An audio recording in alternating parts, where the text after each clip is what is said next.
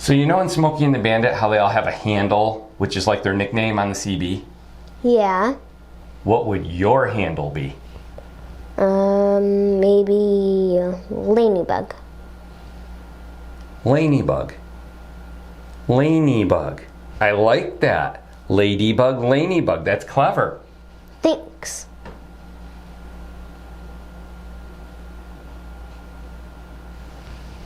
Aren't you going to ask me what my handle would be?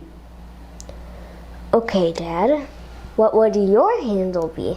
Gee, I never really gave it much thought. I'm just spitballing here. Jokester, the Laugh Master, or how about the Punisher? Huh?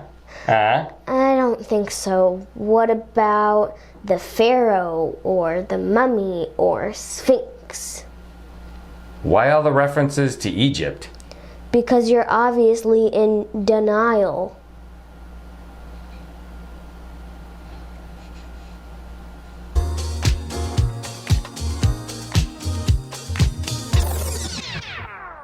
From 1977, it's Smokey and the Bandit, starring Burt Reynolds, Sally Field, and Jackie Gleason.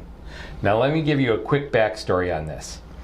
I knew everything there was to know about Star Wars before I ever saw that movie, and I finally got Grandma and Grandpa to take me. They took me to the drive-in movie theater, and we saw Star Wars, and I loved it.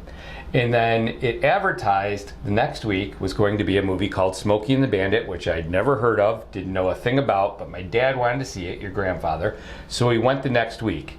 And I think it was that week that it beat Star Wars at the movie theater. It was actually #1 that week, and it was that one week where I loved this movie more than I love Star Wars because it was so funny and so much fun, and I probably shouldn't have been able to see it because I was only 8 years old, and I know it was PG, but some of the language, but it all went over my head, so it didn't matter. I loved it so much at that age that I let you watch it, and I really thought you guys would like it, but we did watch the edited version. Was this something that you actually liked? Yes, I really did. I think it's so much fun, and I think it's funny, but at the same time, I do think that it has a type of story to it. Yeah, you know, the script, according to Sally Field, there wasn't really a script. They improvised it. Hal Needham was the director, and he had been a stunt coordinator for years and years, and then they let him direct, and he directs a lot like a stunt coordinator because it goes from action piece to action piece or set piece to set piece and stunt to stunt. But it really does work. They've got enough of a story here, and you've got Burt Reynolds and Jackie Gleason, of course, who can really carry. He's got the charisma to carry the storyline, I think, or to carry the movie, and it works really well. And to this day, I still do love this movie. I don't maybe love it as much as Star Wars, but if it's ever on TV, I always watch it. I think the soundtrack is great. Even though I'm not a country and western fan, I love the soundtrack.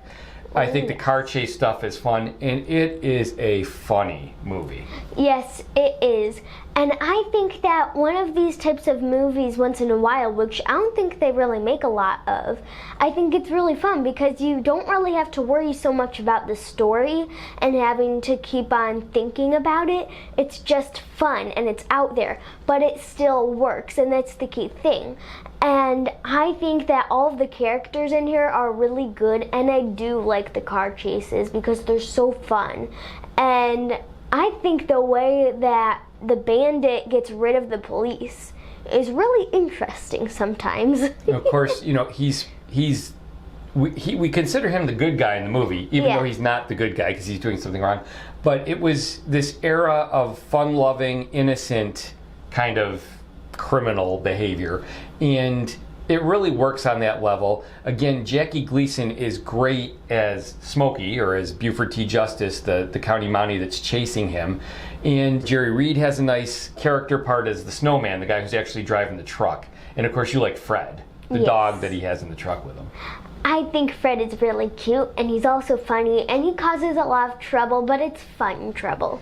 I agree with all that. You know, this is from an era when movies were just sometimes fun and escapism, and Burt Reynolds was at the height of his popularity at this time, and he really does have a lot of charisma. He's got a great sense of humor. He really doesn't seem, in my eyes anyway, in the movie to take himself too seriously as an actor. That might not have been the case, but it comes across on screen that he's just having a lot of fun here, and everybody in the movie seemed to be having a lot of fun.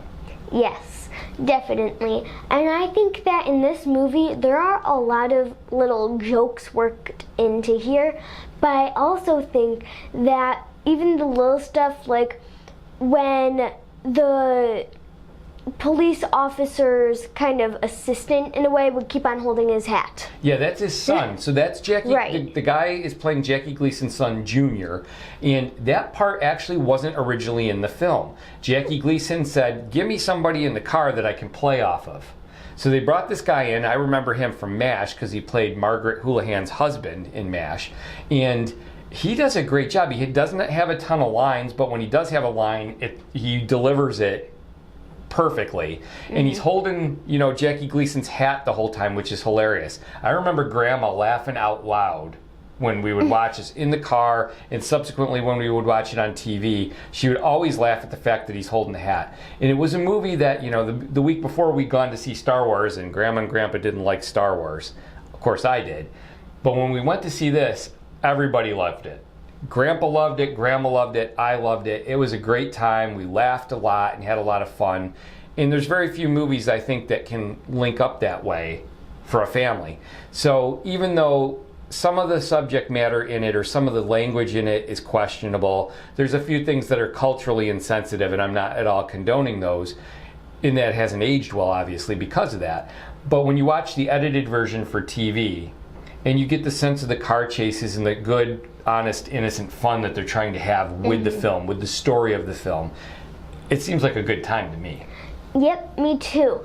And I think that everybody in here plays off of each other well. I think that between the bandit and the police, it's really funny. I also think between all of the characters that we're actually rooting for, like the snowman and the bandit and Frog, I guess, are all kind of the good guys to us. And I think that's really cool because a lot of times you root for the good guys, but sometimes you want to root for the bad guys in a sense. Because they're not really bad necessarily. Right.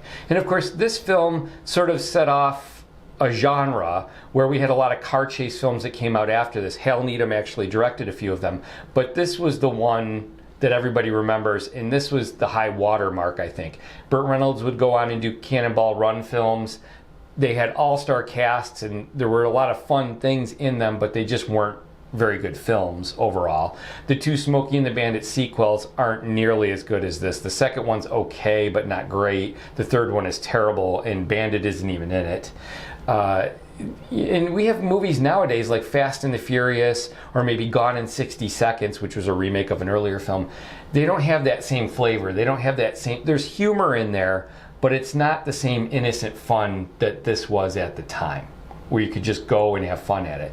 And I don't think Burt Reynolds ever equaled this when he tried to do another genre film like this. Hooper, I did like. It was a little different than this. Stroker Ace was terrible in my mind. But this one was a lot of fun, and it kind of was lightning in a bottle.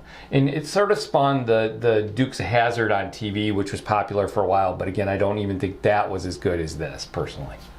No, I think that this is probably the best type of movie with this type of story that I'm ever gonna like, and probably the only one I'll get through to watch. Yeah, and it had a great cast. Jackie Gleason was really fun here, and of course Burt Reynolds, Sally Field had nice chemistry between them, and they were dating in real life for a little while, and that added to it. So I think it was a lot of fun. The Pontiac Trans Am is a classic, and it actually sold a lot of cars. Pontiac did very well after this movie. So I had a lot of fun still watching it again with you guys, and I'm glad you enjoyed it. I really liked it. I think it's a lot of fun, and I do think it's one to see. I think that these types of movies once in a while are really good to watch. All right, well, I'm not going to say too much because we got a long way to go and a short time to get there, so one to see. See what I did there? Daddy. 10-4. See what I did there? Oh, Daddy.